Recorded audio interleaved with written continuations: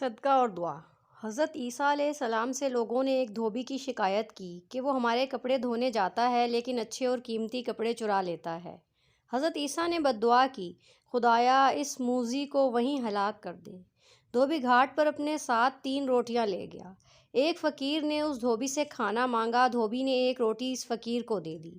فقیر نے کہا، جیسے تو لوگوں کے کپڑے صاف کرتا ہے، خدا تیرے دل کو پاک صاف کرے۔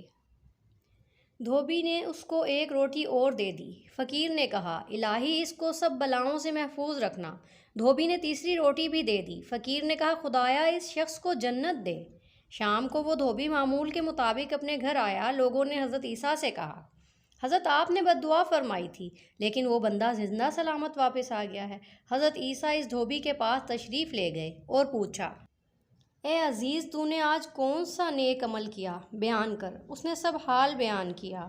حق تعالیٰ نے جبرائیل کو حضرت عیسیٰ کے پاس بھیجا اور وحی کی کہ دھوبی سے کہو گٹھر کپڑوں کا کھولے۔ جب گٹھر کھولا تو اس میں سے ایک سانپ نکلا جس کے منہ پر مہر لگی تھی۔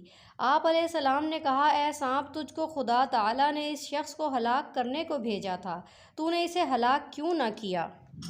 سانپ نے عرض کیا، اے خدا کے نبی، میں نے چاہا کہ اس کو کاٹوں، مگر 3 روٹیاں جو اس نے راہ خدا میں دی تھیں، ان کی وجہ سے فرشتے نے میرا منہ ان سے بند کر کے مہر کر دی۔